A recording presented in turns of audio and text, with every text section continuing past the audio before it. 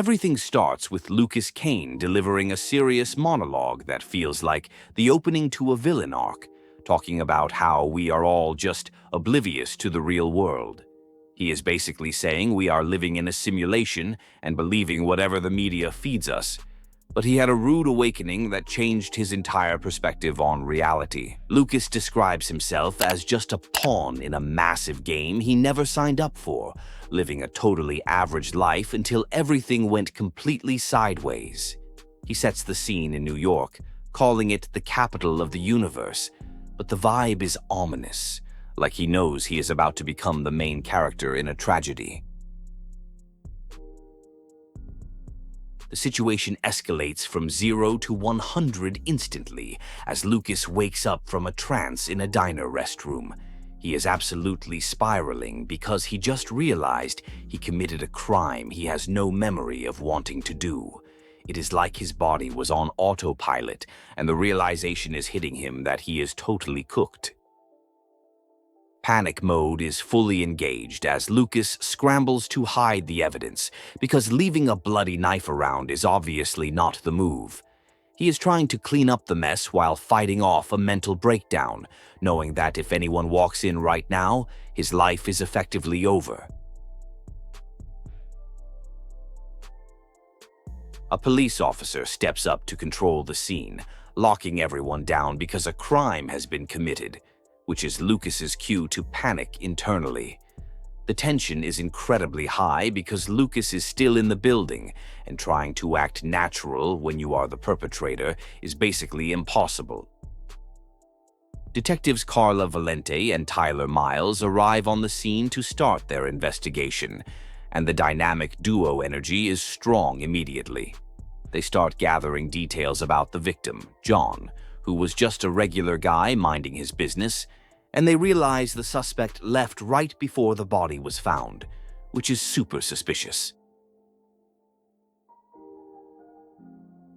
Carla interviews the waitress, Kate, who drops the info that the victim was a regular and totally unproblematic. She mentions the suspect was just some random guy reading a book, which makes the sudden violence seem even more random and terrifying, like a glitch in the Matrix. Kate suddenly remembers a crucial detail about the suspect staring straight ahead like a zombie, which gives Carla a major clue. The waitress is clearly traumatized, realizing she interacted with a killer who seemed checked out of reality, and she promises to help create a sketch to catch this guy. The detectives are combing through the crime scene and finding weird clues, like a book of Shakespeare left behind, which is not exactly typical behavior for a murderer. They also notice the suspect ordered coffee but did not drink it, adding layers to the mystery that are just not adding up. Carla discovers blood in the stall that does not belong to the victim, which is a massive plot twist suggesting the killer hurt himself. She is trying to piece together why someone would stab themselves after a murder, and it is clear this is not a standard robbery gone wrong.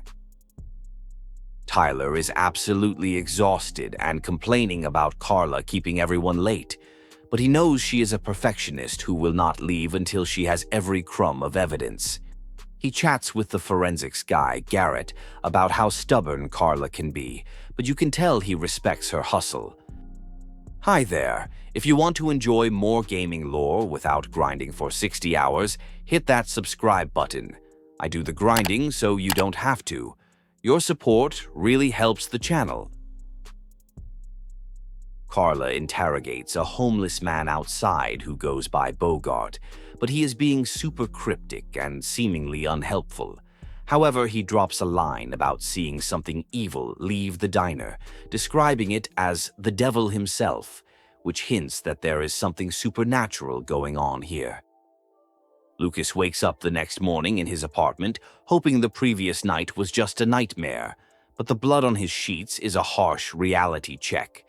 He is struggling to keep it together, realizing that his life has officially turned into a horror movie, and he cannot just hit the reset button. Lucas calls his brother Marcus, needing serious emotional support because he has absolutely no one else to trust with this disaster. He is vague on the phone to avoid being suspicious, but the desperation in his voice makes it clear he is down bad and needs a family intervention immediately.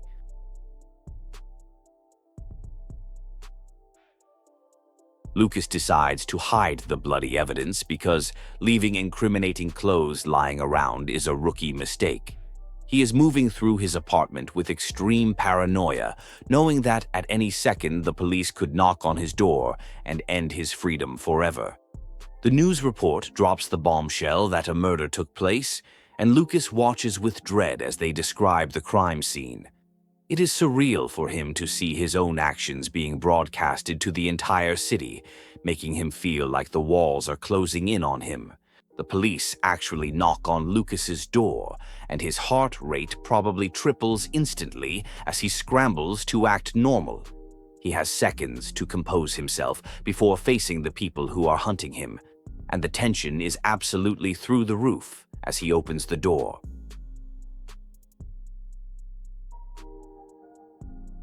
The officer notices the bandages on Lucas's wrists, which is a major red flag, but Lucas plays it off as a clumsy accident.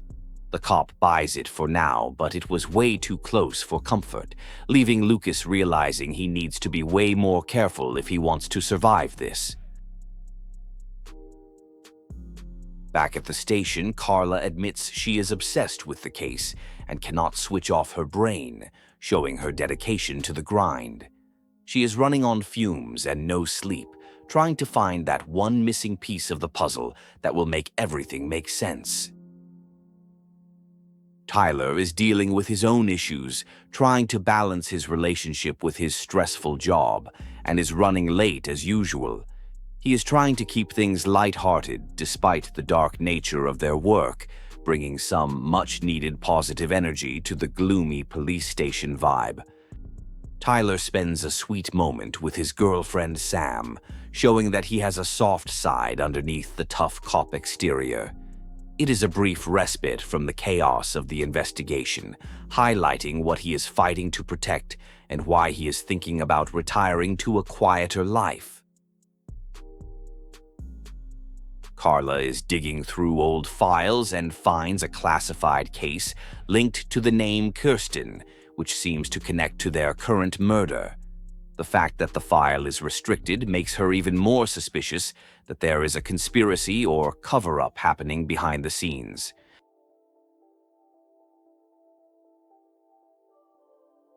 Sam expresses her deep fear that Tyler is going to get hurt on the job, and the conversation gets heavy as they discuss their future. She wants him to quit so they can live a normal life in Florida, but Tyler feels a duty to try and make the city safer before he leaves.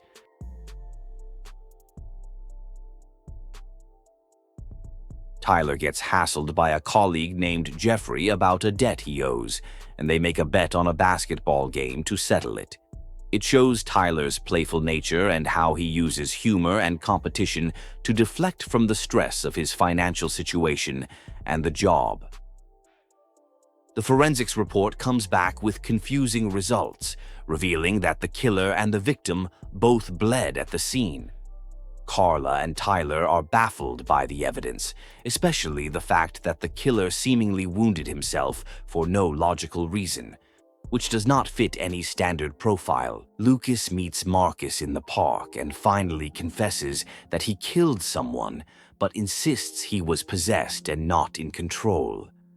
Marcus struggles to believe him because it sounds completely insane, but Lucas pleads for his brother to trust him, describing the vision of the oracle he saw. Lucas spots a child falling into the freezing water and faces a moral dilemma: save the kid and risk being recognized, or walk away. He chooses to be a hero despite being a fugitive, diving into the ice water, which proves he is inherently a good person caught in a nightmare. A police officer recognizes Lucas after he saves the boy but decides to let him go, acknowledging the heroic act.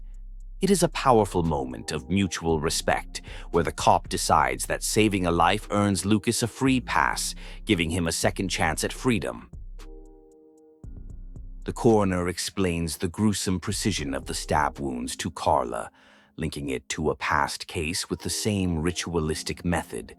This confirms that they are dealing with a serial killer or a ritualistic murderer, raising the stakes significantly for the investigation. Lucas is at work trying to act normal, but his colleagues notice he is acting super weird and sweaty. He starts hearing thoughts and seeing hallucinations, making it incredibly difficult to maintain his cover as a regular bank employee when he is mentally unraveling. Lucas has a premonition of a cup falling before it happens, realizing he has developed supernatural reflexes and foresight. It is a major realization that the incident in the diner changed him physically and mentally, giving him powers he does not understand or know how to control. The hallucinations get violent as Lucas is attacked by giant bugs in his office, fighting for his life in a battle that no one else can see. He is flailing around and destroying his workspace, looking completely unhinged to anyone watching. But to him, the danger is absolutely real. Lucas realizes his physical strength and agility have increased to superhuman levels, which is both terrifying and exhilarating. He is transforming into something else, and while it might help him survive, it also alienates him further from humanity and his old life. Tiffany drops by Lucas's apartment to pick up her stuff, and the tension between them is palpable as they navigate the awkwardness of their breakup. Lucas is trying to act normal, but he is hiding a massive secret, and seeing her again brings up old feelings he cannot deal with right now. Carla is frustrated by the lack of clear answers and decides to blow off steam by sparring with Tyler in the gym. It is a way for her to clear her head and focus, showing that physical exertion is her coping mechanism for the mental stress of the case. The sparring match between Carla and Tyler is intense but friendly, highlighting their partnership and mutual respect. They trade banter while throwing punches, reinforcing that they have each other's backs both in the ring and out on the dangerous streets of New York. A flashback reveals a childhood memory where Lucas and Marcus sneak into a military hangar, showing that Lucas has always had a rebellious streak. This backstory helps explain their bond and hints at the origin of the strange events that have followed Lucas his entire life.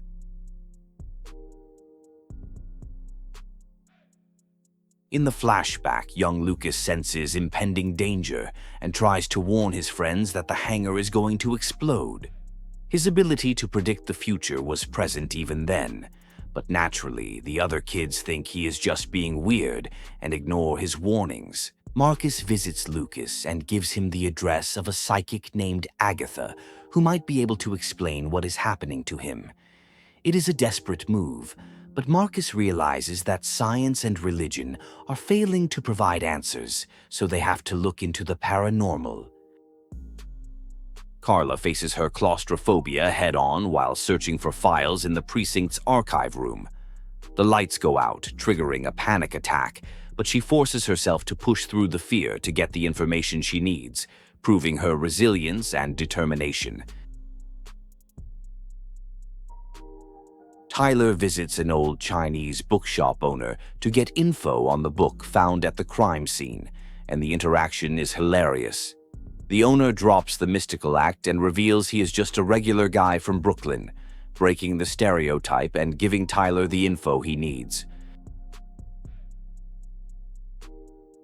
Lucas meets Agatha, a blind elderly woman with birds, who immediately senses that he has done something terrible, but also that he is a victim. She is cryptic but offers to help him uncover the truth, buried in his subconscious, acting as a spiritual guide in this mess. Agatha hypnotizes Lucas to take him back to the moment of the murder, guiding him through his memories to find the trigger. It is a tense session where Lucas relives the trauma, spotting the strange man who initiated the ritual and controlled him like a puppet. Under hypnosis, Lucas realizes the man in the diner established a psychic link with him and forced him to kill. Agatha confirms that Lucas was manipulated by a powerful force, validating his claim that he is not a murderer, but a weapon used by someone else. Carla tracks down Sergeant Mitchell at the shooting range to ask about the old Kirsten case, hoping to find a pattern. Mitchell confirms that the modus operandi is identical to their current case, pointing toward a serial killer who has been operating under the radar for years. Mitchell reveals that previous killers with this profile always committed suicide or went insane, which is not good news for Lucas. He warns Carla that this is not a normal investigation and that strange forces are at play, suggesting she should be extremely careful. Marcus rushes to Lucas's apartment and finds him tearing the place apart during a visionary episode. Lucas is ranting about a tempest and walls blowing away, clearly losing his grip on reality, while Marcus tries desperately to calm him down and bring him back to Earth. Tyler has a breakthrough with the bookmark found at the crime scene, realizing the random numbers are actually stock quotes. This clue points them directly to a bank, narrowing down the search for the killer significantly and putting Lucas directly in their crosshairs. Carla goes to the bank to interview Lucas, and the tension is excruciating as she unknowingly questions the killer she is hunting. Lucas has to play it cool while answering her questions, knowing that one slip-up will give him away, while Carla senses something is off about him. While Lucas is in the bathroom, Carla snoops around his desk and finds the copy of Shakespeare, which is the smoking gun she needed. She also swipes something to get his fingerprints, effectively sealing his fate as the prime suspect in her investigation. The lab results confirm that Lucas's prints match the ones found at the murder scene, and Carla calls Tyler with the big news. They finally have their man, and the investigation shifts from a mystery to a manhunt as they prepare to take Lucas down. Lucas returns to Agatha's house seeking answers but finds her dead, and realizes the enemy is cleaning up loose ends. He finds a final clue she left for him inside a birdcage, knowing that he is running out of allies and time is ticking down rapidly. The police raid Lucas's apartment, but he pulls a miraculous escape, displaying superhuman agility to evade capture. He is running on pure instinct and adrenaline, dodging cops and leaping impossible distances, leaving the police force completely baffled by his abilities. Captain Jones is absolutely furious that Lucas escaped despite being surrounded, and he rips into Carla and Tyler. He orders a massive manhunt, putting Lucas's face on every screen in the city, making it impossible for him to move around freely without being spotted.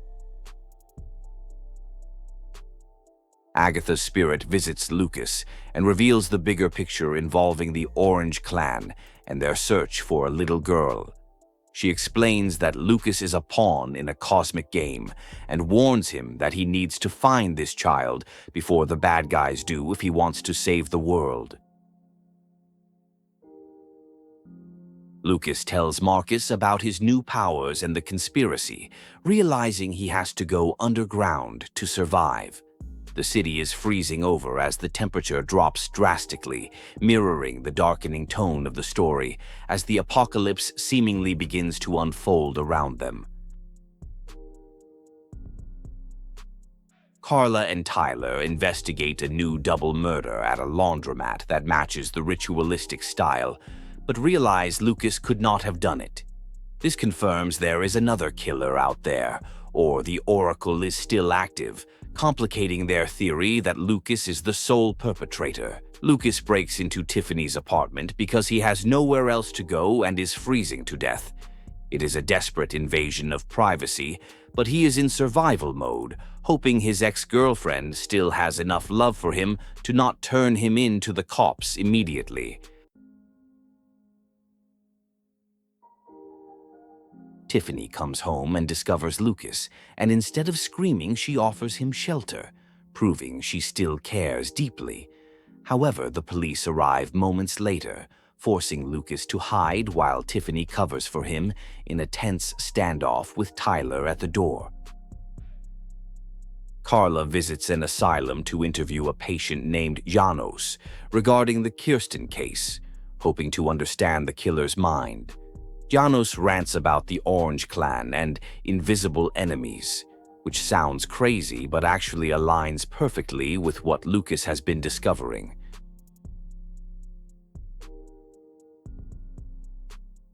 The power goes out at the asylum, unlocking all the cell doors and releasing the inmates, turning the situation into a survival horror nightmare.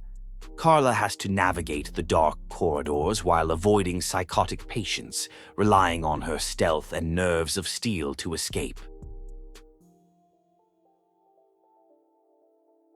Lucas tracks down Professor Kuryakin, an expert on Mayan history, to get answers about the rituals and the oracle. The professor explains the legend of the serpent god and the sacrifice, confirming that Lucas was chosen as an executioner in an ancient supernatural ritual. The oracle finally confronts Lucas, revealing that he possesses the chroma, a powerful energy that allowed him to resist control. The oracle is arrogant and plans to kill Lucas now that he has served his purpose, leading to a supernatural showdown between the two.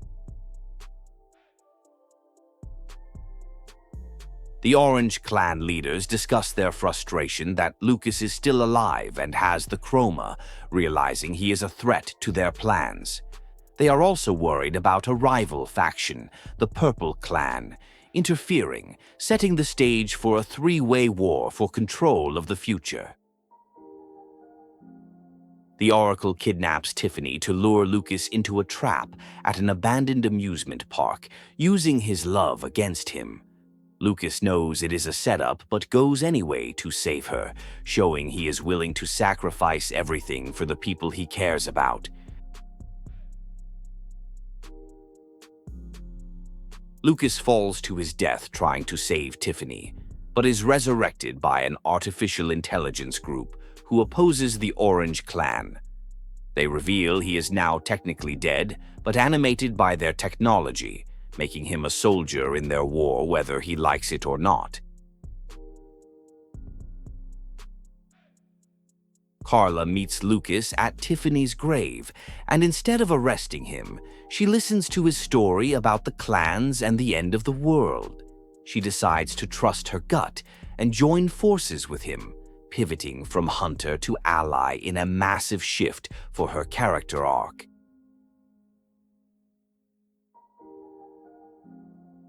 Tyler decides to leave New York with Sam, choosing love and safety over the impending apocalypse and police duty. He shares a heartfelt goodbye with Carla, ending their partnership on good terms as he heads to Florida to escape the freezing cold. Lucas finds the Indigo Child, a young girl named Jade, at an orphanage and has to protect her from the Oracle, who arrives shortly after. It is a race against time as Lucas fights to keep the child safe, knowing she is the key to humanity's survival. Agatha appears again, but reveals she is actually working for the Purple Clan, the AI, and tries to convince Lucas to hand over the child. She explains that the child holds the secrets of the universe, and now Lucas is caught between two evil factions who both want to use her. Lucas is rescued by a group called the Invisibles, homeless people who have been secretly watching the clan war for centuries. They explain the entire history of the conflict and tell Lucas he needs to take the child to a sacred site to deliver her message to the universe.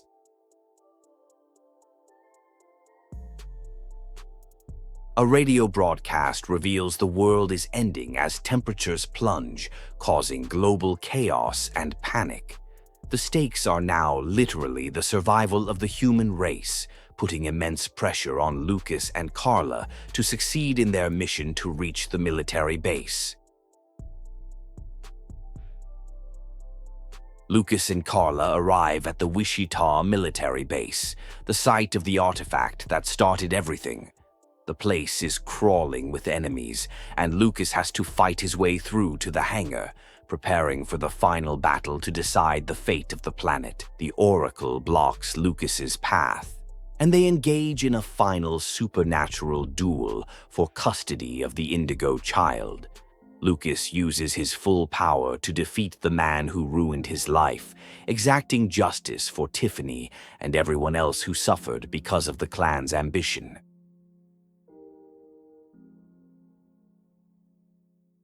The AI leader from the Purple Clan steps in for one last attempt to seize power, declaring humanity obsolete. Lucas rejects their cold logic and defeats them too, proving that human spirit and emotion are stronger than artificial intelligence or ancient dark magic. The world returns to normal as the cold recedes, and Lucas narrates the aftermath, revealing he is living happily with Carla, who is now pregnant. He wonders about the future of his child and his own powers, but for now he is content just to have a life that finally belongs to him. Gaming lore is long and confusing, but I break it down every week. Subscribe so you never miss a plot twist or hidden detail. Thanks for watching.